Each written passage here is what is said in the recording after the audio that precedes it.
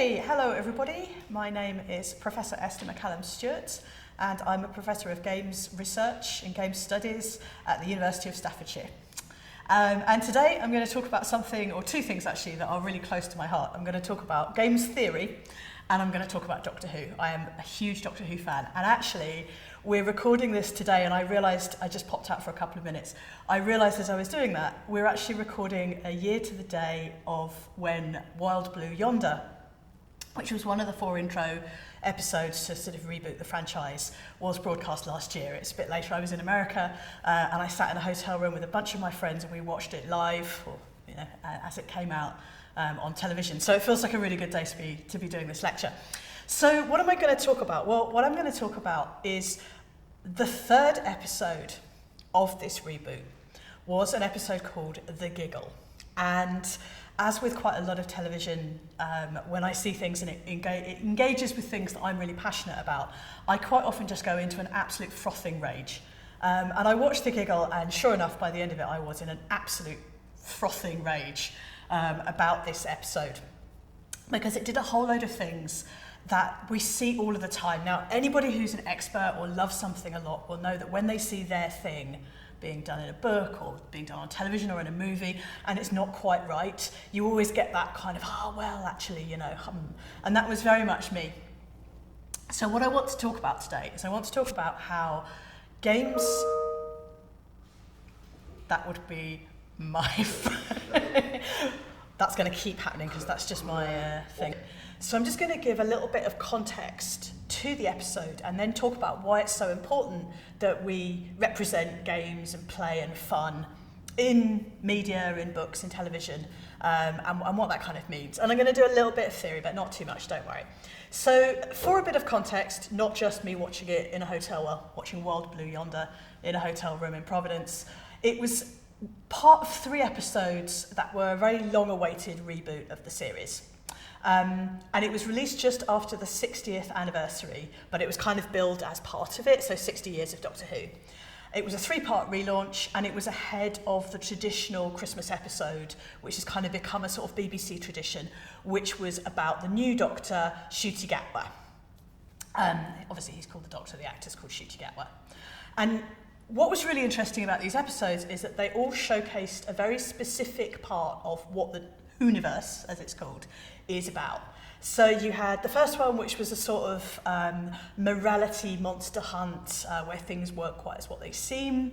And then the 2nd episode, Wild Blue Yonder, was a kind of weird mystery of sort of what's going on in space. And it was also only really involved 2 characters as well, the Doctor and his companion. So that was a sort of set piece. And then The Giggle itself was about a big bad. It was about a sort of big enemy who is an enemy from the past. It also, at the end, introduced the new Doctor, Ncuti Gatwa, but David Tennant, importantly, Scottish Doctor number 1 of 5, Ncuti Gatwa is also a Scottish Doctor. Many Scottish Doctors exist. Starred in these 3 episodes. And it was first broadcast, as I said, we're recording on the 2nd, which was the week before, but it was first broadcast on Saturday the 9th of December at 6:30 p.m, 2023, and if you're a Who fan, this kind of thing's very important to you. It's very important to me. And it uses all these aspects of play and games in it. So, what made me so angry about this? Peter Capaldi, 3rd Scottish Doctor, said, you'll find that it's a very, very small universe when I am angry with you. He was frothing, and so was I. So here's the kind of layout of what the episode was about. This is from the Internet Movie Database, which I always find really good because it's a kind of, it wasn't written by a fan, it was just written by somebody who was writing the entry, so they wrote what they think, a very sort of plain description of the episode. The giggle of a mysterious puppet is driving the human race insane. When the Doctor discovers the return of the terrifying toy maker, he faces a fight he can never win. Of course he can never, of course he's going to win, he's the Doctor, he's amazing, or they're the Doctor, she's the Doctor. It's actually, the toy maker himself is actually taken from some of the lost episodes of Doctor Who. It was, the toy maker was first shown as a series called, first appeared, in a series called The Celestial Toy Maker, which was broadcast the 2nd to the 23rd of April 1966. And it was in Series 3 of the first Doctor, Not a Scottish doctor. Second doctor was Scottish. But he was in Brighton Rock, so I kind of forgive him. One of the things that I think is really fantastic about the toy maker, and there's a really sort of wonderful picture on this particular slide, which we'll put it in post, so I'm standing behind a sort of spaced escape at the moment, is that the doctor, William Hartnell, went on holiday in the middle of the series, so that he's not in 2 episodes, which I just think is amazing. Like, imagine if somebody was filming it today, you know, and I don't know, David Tennant was like, no, I can't film those 2, I've got to go to Lanzarote for 2 weeks. It's so bananas. David Tennant, very famously now married to somebody who he met on Doctor Who, and his father-in-law is Peter Davison, another doctor, not Scottish. But there you go. So this lovely picture here I think is fantastic because it sort of gives you this idea of what the toy maker was about. And the TARDIS has landed on what looks like a game board, maybe. There's these kind of triangles on the floor with a line that's leading around and between them. And there's numbers on the triangles. There's obviously something going on, and there's a sort of weird robot toy in the background as well. So is it a toy? Is it a game? What's sort of going on? But what's this got to do with game studies, right? We've talked a lot about Who, we've talked a lot about Scottish doctors, but here he is. This is, I always try and call him Patrick Nelson Hayden, and I'm really sorry, Patrick, you're an editor, and I can never remember this guy's name. He was Doogie Howser, so we're just going to call him Doogie Howser. For those of you who are as old as me, that'll be very funny. Everyone else, just keep looking blank. You'll be fine. Okay, so here's the synopsis of the talk, and as the slide says, there's no, why do things in order? We're 7 slides in, and I've only just got to the very beginning. Don't worry, I haven't. We're moving through.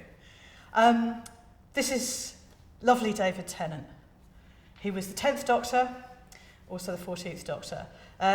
Again, long story short about David Tennant, I have met him under not very auspicious circumstances. It was 2014, and a friend of mine, very good friend of mine, backed me into him. We were in a very, very crowded room, and I walked backwards into somebody, and I had one friend in front of me, and then I had another friend behind me who was talking to this person, and I turned around and there was this guy with a beard. He just looked like a fan. He was wearing a t-shirt, and he said in a Scottish accent, "Oh, I'm very sorry." And I said, "Oh, I'm very, very sorry. Are you okay?" And he said, "Yeah, I'm fine." And I looked at both of my friends who were looking at me with absolutely horrified expressions, and I just turned back and kept up the conversation. And my first friend said, "That was David Tennant." So David Tennant's foot appears to be okay, but you will notice in these slides there are lots of different shots of his feet, just in case. It's not a fetish. It's his feet. You know, things could have gone very, very wrong. Okay.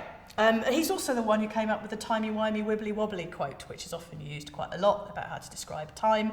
I thought it was Matt Smith. I'm wrong. I'm a terrible Who fan. But never mind.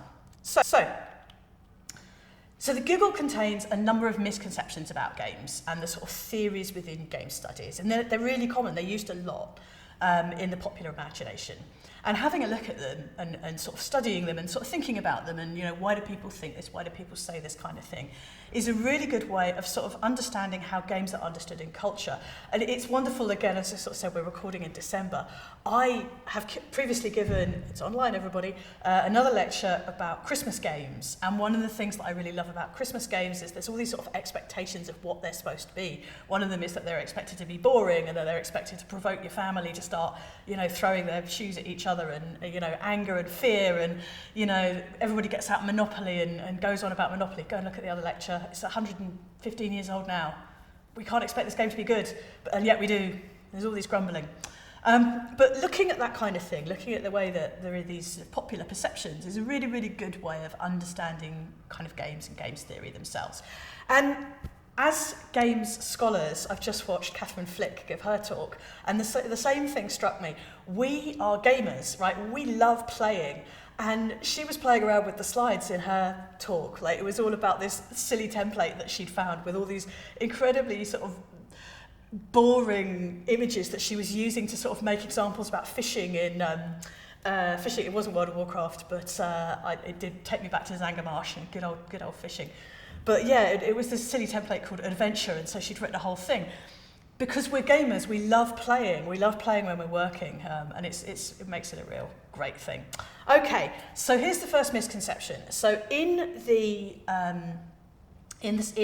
giggle, they walk into a mysterious toy shop, which is in fact, I believe, in Bristol somewhere. it's a street in Bristol. There's a whole load of shots of Bristol being filmed. It's always used in Doctor Who, and I used to live there, so it really breaks me out the immersion.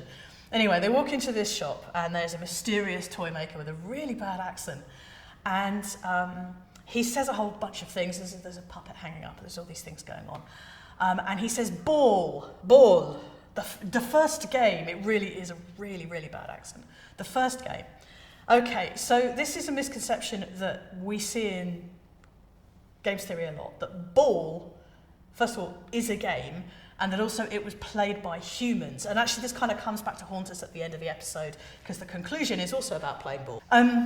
But the thing that's sort of forgotten here is that playing and experimenting through play is a fundamental aspect of learning, right? The first things, or some of the first things that we do as very, very small children is that we start to experiment with playfulness, right?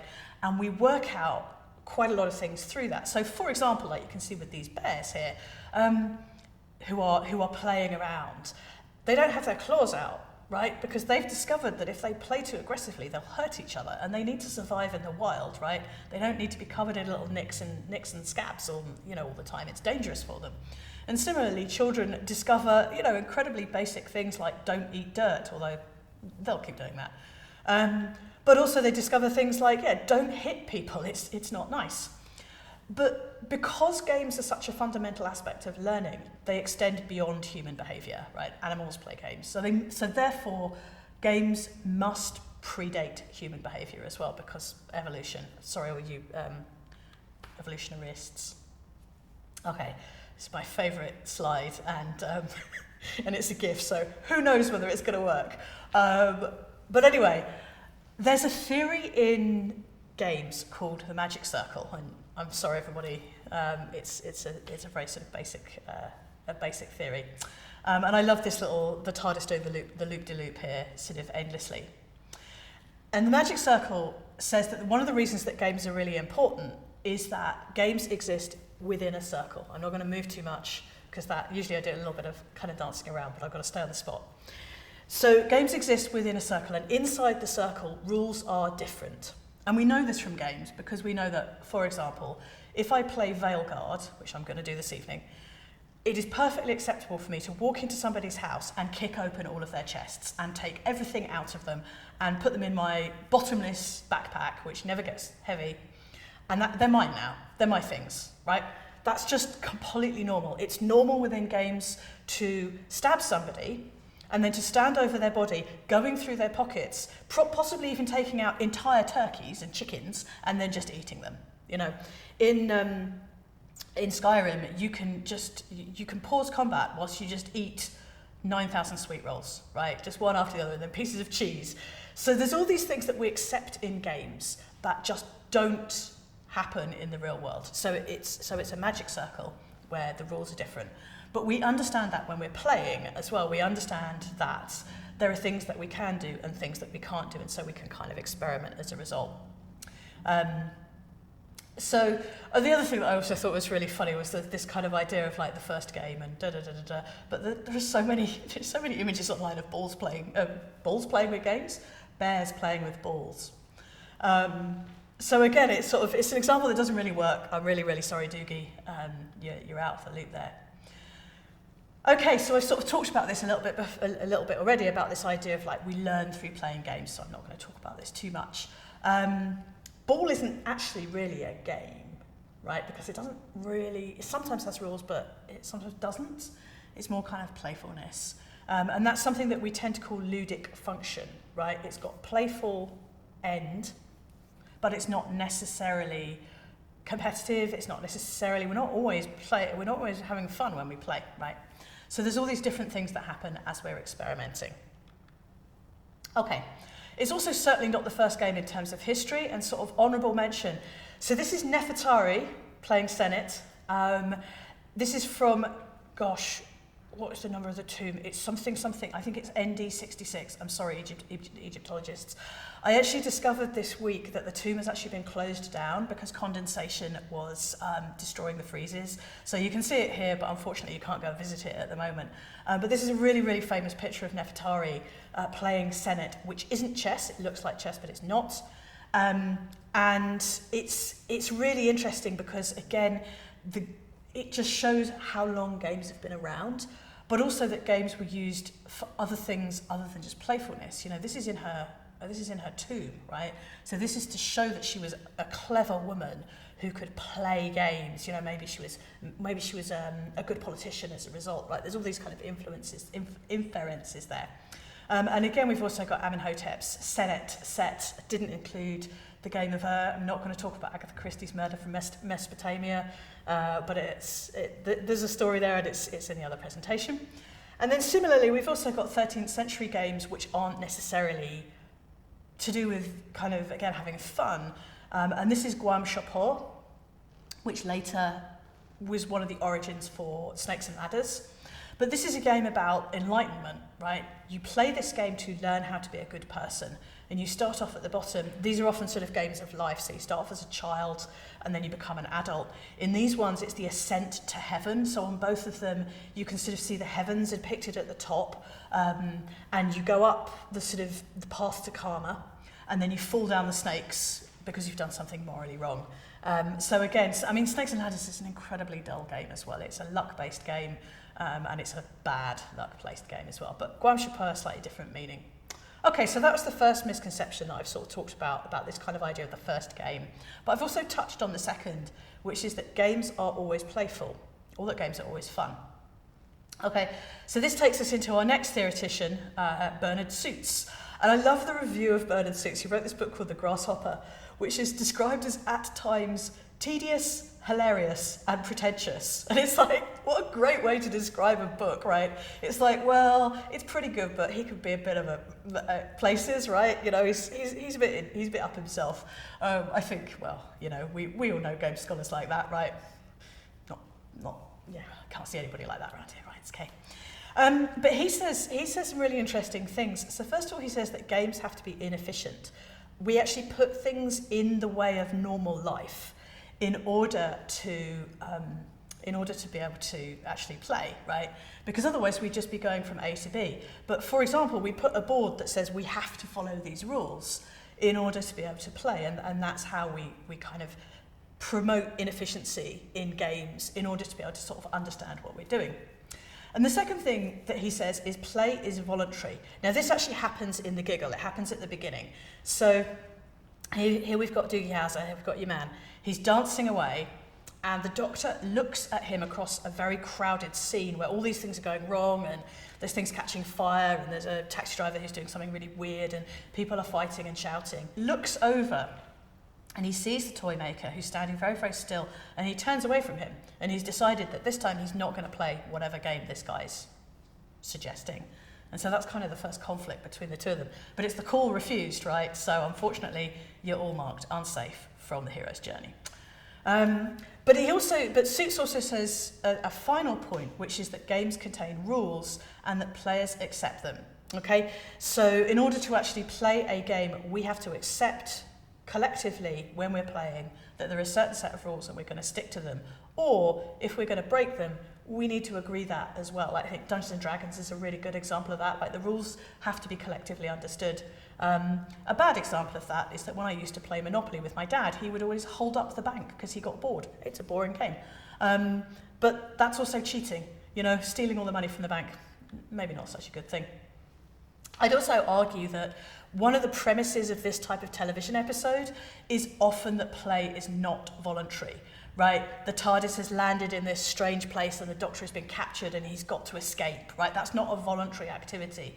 And we see that in media a lot. Like, that's kind of the premise for countless episodes of this kind of thing. However, we can also play without being part of a game. We can just play. We can just play with things. We can play at imagination. Here's a very nice picture of Ncuti Gatwa in his pants. It's lovely. He's a very attractive man. He's having a lot of fun, clearly, with his new TARDIS and his jukebox. But he's not necessarily playing a game, right? He's being playful. So, there he is.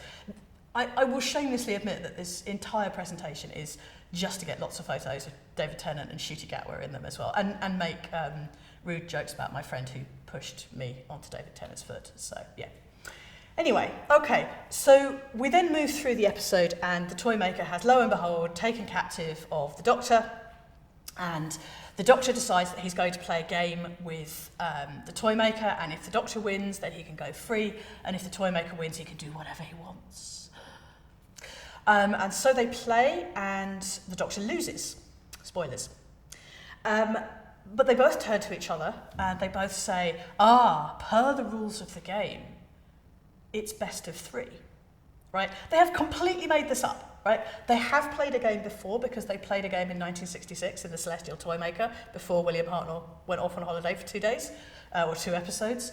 But this is just a completely arbitrary, we've just made it up. And again, TV episodes often do that. There'll be a moment where you either expect someone to cheat, and in fact, Catherine Tate actually says, he's going to cheat, and they both look horrified, and the toymaker says, I would never do that, it's against who I am. But at the same time, there's this kind of switch, there's a sort of bait and switch in the middle of the episode. Okay, so fast forward a little bit to some sort of more modern theorists, and we have Salen and Zimmerman. And Salen and Zimmerman, Katie Salen and Eric Zimmerman, apologies, they really rethought the way that we understood games, and they took a lot of the older theories, particularly Hitzinger actually, and they sort of reworked them in terms of the sort of games that we play now, so digital games in particular. And they said that rules are a crucial part of games, and rules provide the structure out of which play emerges, and by delimiting what the player can or cannot do. So that's a sort of variation on Suits, but it's actually a little bit more flexible. So they said, contrary to these TV episodes, rules need to be agreed, and they need to be stated before the game starts, and then changing the rules in the middle is usually considered cheating. Now, I have a third lecture on that, so I'm not going to talk about what constitutes cheating, but if we think about the fact that cheating is often a social contract rather than a ludic one, then everything everywhere. Okay, so fourth and last misconception, and this bit will go quickly, is what the toy maker is suggesting, or ball, or all of the other things, is it a game? Okay, well, in the original Toymaker episode, the Celestial Toymaker, the Doctor has to play a game called the Trilogic game, which the Celestial Toymaker says, it's a game for the mind, Doctor, the developed mind, difficult for the practiced mind, dangerous for the mind that has become old, lazy, or weak, which is kind of ironic given that William Hartnell was one of the oldest Doctors to actually act the part, so. And actually, the Trilogic game is not a game, it's actually a puzzle. It's called Towers of Hanoi. And again, from this slide, you might recognize it. It's a really basic children's game, which is about moving things so that you can create these kind of pyramids. You move one thing at a time onto one of the three pillars. So Towers of Hanoi isn't really a game, it is a puzzle. It's not really competitive, it's a sort of one-person thing. It does have rules, but again, from this slide, there's just stuff on the ground, right? You can just play with it rather than play it. But before we get super dismissive of Towers of Hanoi, it's worth remembering that this is an incredibly popular type of game that I was actually playing on the train, I've realised, which is water sort puzzle. Those puzzles where you're pouring the different coloured water into the test tubes or whatever it is a really big sort of part of this. So, it is a game. Okay, and final point, games are fun. Okay, games are fun. I think anybody in these TV episodes who's kind of at risk of their life and, if they don't win, there's going to be terrible trouble, would disagree with that. So let's kind of go on to some of the tropes, some of these sort of familiar things that kind of come with games. So maybe none of these rules particularly work, but what do games do in popular media? Well, the first thing that they do all the time is chess in particular is in TV episodes or movies to make you look clever. right? And it comes from the Seventh Seal, 1957, where this gentleman here plays chess against death. That's death on the slide there on the left-hand side. He's a very strange-looking guy, but and so the idea is, again, you can not just cheat, but you can win. You can win in life if you're good at chess. It makes you smart. And this is actually seen in the X-Men, where over and over and over again, Xavier and Magneto play chess with each other. And there's kind of 4 examples of this. And in fact, Magneto actually escapes from prison in one of the movies by using chess pieces, and he manipulates the water in them and the metal, I believe, in order to get out of prison. So there's this kind of idea that there's also a sort of humbling level here that chess is an equalizer, right? Everybody starts equal, but you get really good at it. And again, smart people are very, very good at it. Okay, and this idea that being clever is relative to the design is actually sort of embedded into this kind of TV series. There's my deck of there, my face. So it was so basically it was discovered by Sir Leonard Woolley. It's in the British Museum at the moment, and he was a friend of Agatha Christie, who made him into a character in Murder in Mesopotamia. It's not a very flattering character, but I just love this sort of history. It's beautiful. It's this lapis engraved set, but again, it seems to be quite a game of chance game. Anyway, okay. So back to Doctor Who. In Marco Polo, which has been remade and rewritten and recorded several times, the Doctor plays all these games of chess against Marco Polo. And it's a weird episode or series of episodes because the Doctor, he's in a really bad mood for the whole of the book TV series recording. And he gets so fed up of playing chess against Marco Polo that he switches to backgammon at the end, and he loses the TARDIS. So he makes a really rash decision, and then he changes to a game that is not chess, and he loses the TARDIS. But it's worth remembering one of the things that Doctor Who was kind of put there to be. So Doctor Who was created at a time when the BBC had 3 remits: to educate, to inform, and to entertain. And the Doctor's first 2 companions were both teachers. They were a geography teacher and a science teacher. So they would explain basic concepts. And Marco Polo is very much about that. It's very much like the history of Marco Polo and the sort of people that were travelling around at the time. But also a little bit about kind of human behaviour, this one as well. Also, Susan gets a girlfriend. It's not canon, but she totally does. It's very cool. Anyway, there we go. So it's kind of this very familiar game. But as we close up, we also see this other trope, which is that villains cheat, but heroes don't cheat. They bend the rules, right? It's the same thing. It's the same thing. And here we've got Kirk and the Kobayashi Maru, right? He didn't cheat. He just bent the rules, right? Of course he did, So there's this kind of idea that, if you're a villain, you're going to do all these awful things, and it's not cricket, and tut tut tut. But if you're a hero, you'll find a clever way to get around it. And actually, that's what happens at the end. Spoilers for this episode of The Giggle. This is what actually happens in the Doctor Who episode, which is that the Doctor regenerates, but instead of regenerating into one Doctor, he bigenerates into 2 Doctors, and they both play ball against the Toymaker, and because there's 2 of them, they win. So there's this kind of final moment of closure there, and here we see them bigenerating, and I just think it's a fantastic image, this one as well. So, okay, just to conclude, I wanted to include a theoretician who, we had Katie Zimmerman, but I wanted to include somebody who's also really kind of important in terms of play, who's Mary Flanagan. Because I've been a bit mean about The Giggle, right? Actually, I think it's a great episode.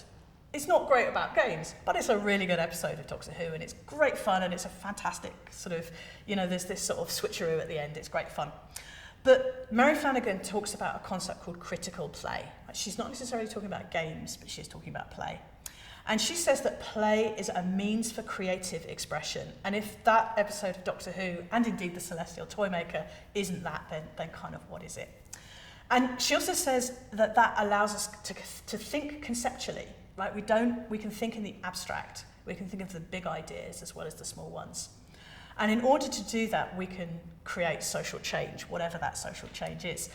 Again, Doctor Who informs, educates, and entertains, but it also makes us think. The previous episode not the previous episode, that was Wild Blue Yonder. The one before that actually includes an inversion where everything that we think is sort of turned on its head, and we're made to sort of think about one of the characters, Meep, and what they're actually kind of trying to do, and it turns out things definitely aren't what they seem. And Doctor Who's just done that for years and years and years. You know, Ncuti Gatwa being a really good example of that. Jodie Whittaker, not the best scripted, but a really sort of solid choice by the producers just to sort of do different things. And that has been ingrained in Doctor Who right from the beginning. And it's also something that, again, we try to teach. Like, we try to think about the creative expression that we are creating. Okay. Whew. Just as my voice starts to get a frog in it, we are done. So thank you very much, and hope you enjoyed yourself. So, bye-bye.